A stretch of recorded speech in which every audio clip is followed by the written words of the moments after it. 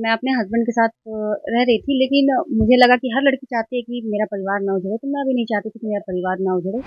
वो नशे के शिकार थे, और नशे का शिकार जो हो जाता है फिर तो आप लोगों को पता ही होगा, और आपके दर्शकों को भी पता होगा कि वो किस तरह से अभद्र व्यवहार करते हैं। ट्यूशन में पढ़ाने के बाद अब तुम पढ़ा रही हो, तुम सब कुछ करो, अपने पैसे से, मतलब अपने पैसे से अपना खर्च करना, अपना पीना, एक दिन करे मतलब तो मारपीट भी करते थे। बहुत ज़्यादा, बहुत ज़्यादा। कभी-कभी तो गले दबा दिया था, बहुत आप बार। अपने घर में बताए या आस-पास के उनके भाई भी तो होंगे ना, हाँ, उनको बताने का कोशिश किए कि नहीं? उनकी मम्मी लोग का ये कहना था कि वो तो शराब पीकर हल्ला करता है, मारता है, तुम तो शराब नहीं पीती हो, तुम क्यों चिल्लाती हो? भई आपको चोट लगेगी तो आपको आवाज़ निकालेंगे ना। चलो ठीक है, फैमिली सही रहता है, फैमिली सपोर्ट रहता है तो ठीक है। हमारी एक बच्ची थी, उसके फ्यूचर के बारे में भी वो लोग नहीं सोच रहे थे। तो मैं क्यों ही उसके पास रहने का, मैं एक रूम में भी रह सकती हूँ, लेकिन मैं 4 रूम का सूट लेके रहती हूँ, बालकनी में सब कि कुछ है बच्चे को उसमें। कहीं कोई दिक्कत हाँ, ना हो। ताकि कोई दिक्कत नहीं हो, मैं थोड़ी देर के लिए बाहर भी निकल जाऊँ तो ये कॉलोनी है। एक बात बताइए, जब आपकी बच्ची जब सयान हो जाएगी, 10th पास हो जाएगी, फिर आपसे पूछेगी कि पापा कहाँ चले गए, फिर आप क्या बोलोगे? वो कहीं भी बोलती है मेरी मम्मी सिंगल मदर है, वो मेरे लिए, मेरे मेरे मम्मी भी है, मेरे पापा भी है, सब कुछ वही है मेरी, मेरी दुनिया है। अगर एक लड़की सह रही है तो इसका मतलब ये नहीं है कि वो मूर्ख है इसलिए सह रही है, नहीं।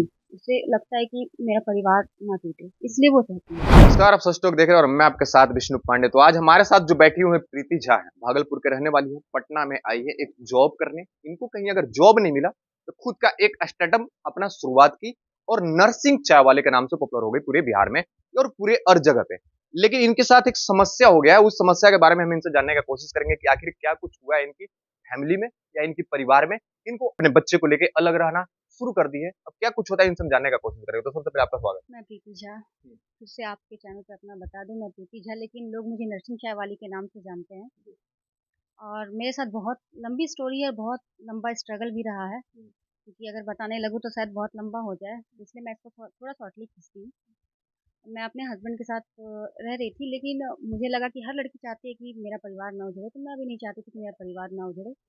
तो इसलिए हस्बैंड के साथ काफ़ी दिन रही, लेकिन वो नशे के शिकार थे, और नशे का शिकार जो हो जाता है फिर तो आप लोगों को पता ही होगा, और आपके दर्शकों को भी पता होगा कि वो किस तरह से अभद्र व्यवहार करते हैं। तो ये अभद्र शादी के पहले ये सब सारी चीज़ आपको पता नहीं था? नहीं, शादी के पहले मुझे ये सब चीज़ कुछ भी पता नहीं था, और तभी मैं बहुत ज़्यादा ही बच्ची थी। तो हमारी जब शादी हुई थी, तो उसके बाद मुझे लगा चलो एक बच्चा हो जाएगा तो फिर सही हो जाएँगे। लेकिन दिन प्रतिदिन वो और भी ज़्यादा बिगड़ते चले गए। तो फिर मुझे लगा कि चलो मैं खुद के लिए स्टैंड नहीं ले पा रही हूँ, लेकिन अब तो हमारा एक बच्चा हो गया, उसके लिए मुझे स्टैंड लेना ही होगा।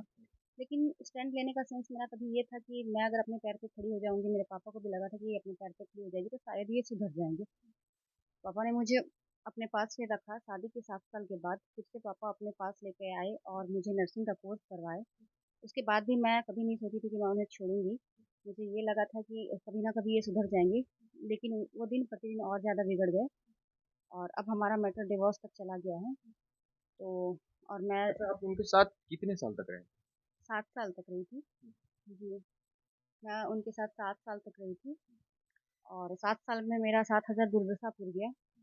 और उसके बाद मैं नर्सिंग का कोर्स करने के बाद भी लगातार मेहनत करती रही, और प्राइवेट हॉस्पिटल में जॉब कर रही थी, और वहीं की सैलरी से अपनी बेटी को भी किसी तरह करके पढ़ा रही थी। लेकिन मुझे लगा कि नहीं, मुझे अपनी बेटी को अच्छे स्कूल में पढ़ाना है, अच्छी शिक्षा देना है, अच्छे से बच्चे की मेंटेनेंस करना है, तो इसके लिए मुझे ज़्यादा पैसे की ज़रूरत थी। तो मुझे लगा यहाँ से तो ज़्यादा पैसा हो नहीं सकता है, तो मैंने अपना सेटअप डाला नर्सिंग चाय वाली के नाम से, और यहाँ से लोग मुझे जानने लगे। बहुत सारे मीडिया भाई आए, जो स्टॉक मंच तक मैं गई, और लोग मुझे जानने लगे, और बहुत सारी महिलाएं हमारे तरह जो भी पीड़ित महिलाएं हैं, उन लोगों को बहुत ज़्यादा मोटिवेशन मिला, और वो लोग भी स्टेप ली और अपने कार्य की, कोई उद्यमी विभाग में गई, कोई कुछ की। मैंने खुद ही बहुत सारे महिलाओं को खड़ा की हूँ मैं भी। तो फिर मैं हमारा चाय का स्टॉल चलते रहा, फिर हमारा कोर्स कंप्लीट हुआ, उसके बाद सीबीटी एग्ज़ाम भी मैं अच्छा, निकाल ली। क्या लगता है कि इतना साल उनके साथ रहने के बाद आप अकेले जीवन कर लेंगे? क्योंकि आपका छोटा बच्चा भी है, इसकी भी आपको देखना है कि आगे हमें पढ़ाई अच्छा से हो और अच्छा भविष्य हो इसका भी। मैं जब भी जहाँ भी रही हूँ, मैं अपना खुद का काम भी की हूँ। वहाँ भी रहती थी तो मैं स्कूल में पढ़ाती थी, ट्यूशन पढ़ाती थी। लेकिन स्कूल में पढ़ाने के बाद भी मतलब पैसे सारा छीन लेना, ट्यूशन में भी पढ़ाने के बाद अब तुम पढ़ा रही हो, तुम सब कुछ करो, अपने पैसे से, मतलब अपने पैसे से अपना खर्च करना, अपना पीना, ये सब चीज़। तो ऊपर से मारपीट भी करना, हर दिन, एक दिन करे मतलब तो मारपीट भी करते थे। बहुत ज़्यादा, बहुत ज़्यादा। कभी-कभी तो गले दबा दिया करते थे। तो बहुत आप बार। अपने घर में बताए या आस-पास के उनके भाई वो भी तो होंगे ना, हाँ, उनको उनके बताने का कोशिश किए कि नहीं? हम सबको बताने का कोशिश की, और उनकी मम्मी लोग का ये कहना था कि वो तो शराब पीकर हल्ला करता है, मारता है, तुम तो शराब नहीं पीती हो, तुम क्यों चिल्लाती हो? भाई आपको चोट लगेगी तो आपको आवाज़ निकालेंगे ना। तो ऐसा था उनके माताजी का कहना। उनके भाई साहब थे वो ठीक-ठाक थे, लेकिन वो भी पीते थे। दिन में सही रहते हैं, रात में पीते थे।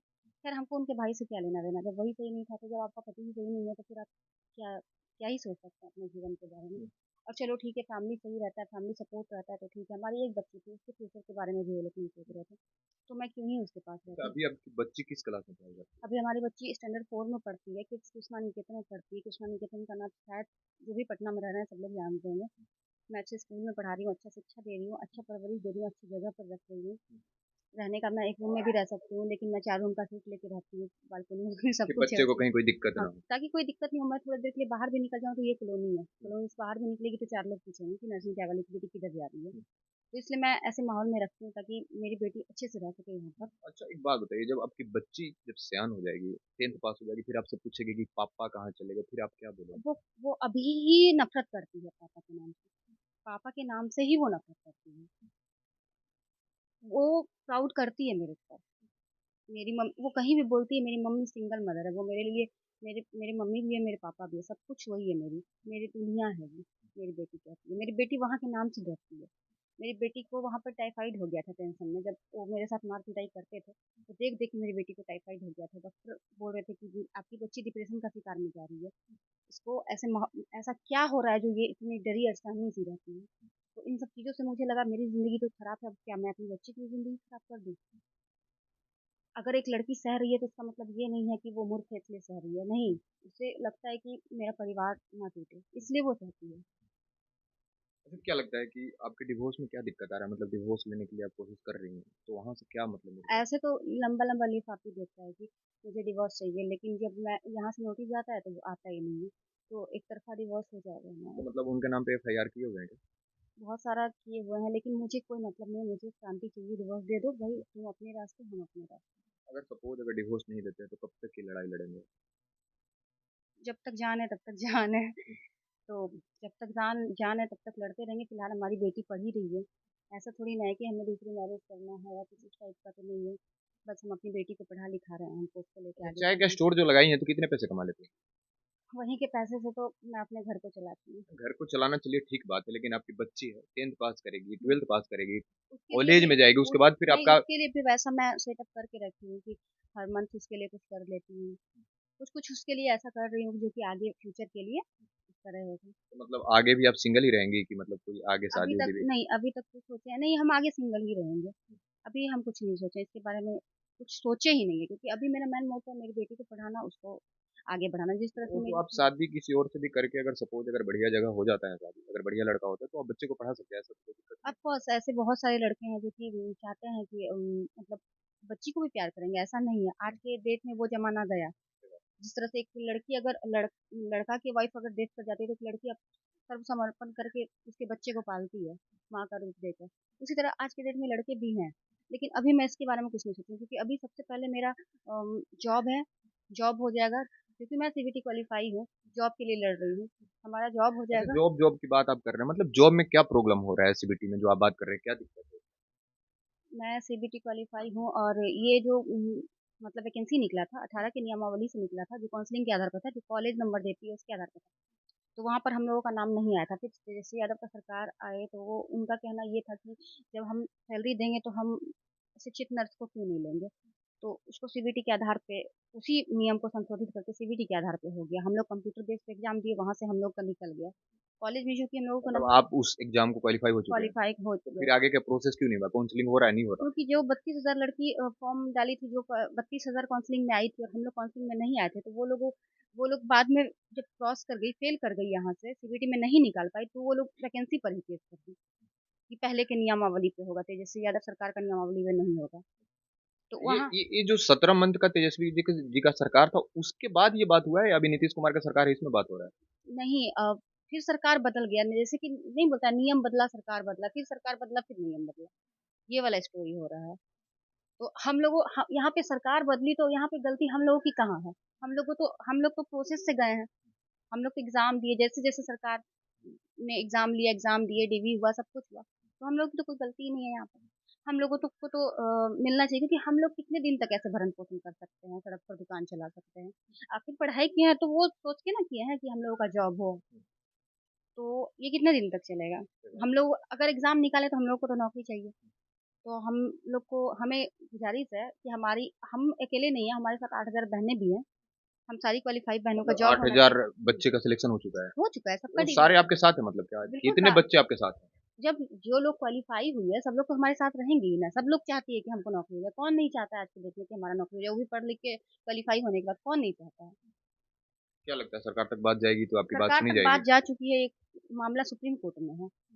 अब सुप्रीम कोर्ट के निर्णय पर डिपेंड करता है कि सुप्रीम कोर्ट क्या निर्णय देती है। लेकिन पूरा भारतवर्ष जानता है कि सीबीटी का क्या मान्यता है। चाहे वो कोई भी सेक्टर हो, बैंकिंग हो, रेलवे हो, सब में सीबीटी के आधार पे एग्ज़ाम होता है। और हम लोगों का भी सीबीटी के आधार पे, अगर तेजस्वी यादव सरकार ने एग्ज़ाम लिया है, तो कुछ सोच समझ के लिया होगा।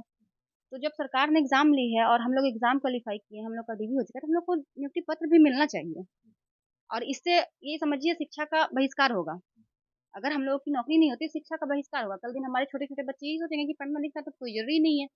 कॉलेज से नियुक्ति पर तो फाइनल होने के बाद होता है, जैसे आपकी काउंसलिंग होगी, हाँ, सब अलॉटमेंट होगा, कुछ हो गया है। वेरिफिकेशन हाँ, होगा, सब उसके कुछ बाद हो चुका है हम लोगों का। डीवी-ऊवी सब कुछ हो चुका है। टोटल प्रोसेसिंग हो चुका है हम लोगों का। हम लोगों को 1 हफ्ते के अंदर जॉइनिंग लेटर मिलना था, उसके बाद ये केस वाला मामला आ गया।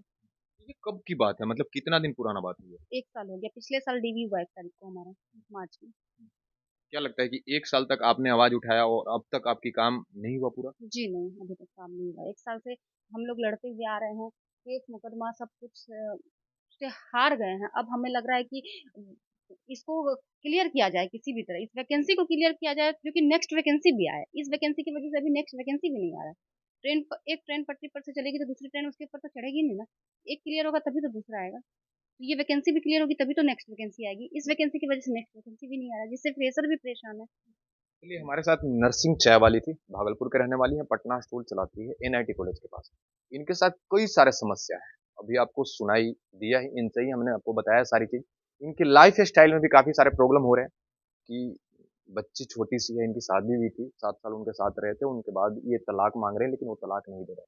इनकी भविष्य भी खराब हो रही है, इनके बच्चे का भविष्य भी खराब हो रहा है। लेकिन जब इतना के बाद स्ट्रगल करते-करते अगर कोई सोचता है कि हमें जॉब लगे, हम अच्छे जगह पे जाकर शिफ्ट हो जाए, हमारा बच्चा का भविष्य चले, हमारा फैमिली का भविष्य चले, उसपे भी सरकार कहीं न कहीं नाकामी देखने के लिए मिल रहा है। क्योंकि इनका जो बिहार नर्सिंग का वैकेंसी आया था, उसमें 8,000 बच्चे का सिलेक्शन हो चुका है। उसमें कई सारे बच्चे थे, जिनका नंबर नहीं आया था, वो सेलेक्ट नहीं हुए थे, वो केस कर दिए इन पे कि हमारे भी सिलेक्शन होना चाहिए, नहीं तो फिर से री एग्ज़ाम होना चाहिए। लेकिन वो भी नहीं हुआ और आज तक इनकी बात नहीं सुना गया। लेकिन हम आपको यहाँ से अपडेट देते रहेंगे जब तक इनकी बात नहीं सुना जाए और हम आपकी आवाज़ उठाते रहेंगे। तब तक हमारे साथ बने रहें। जय हिंद।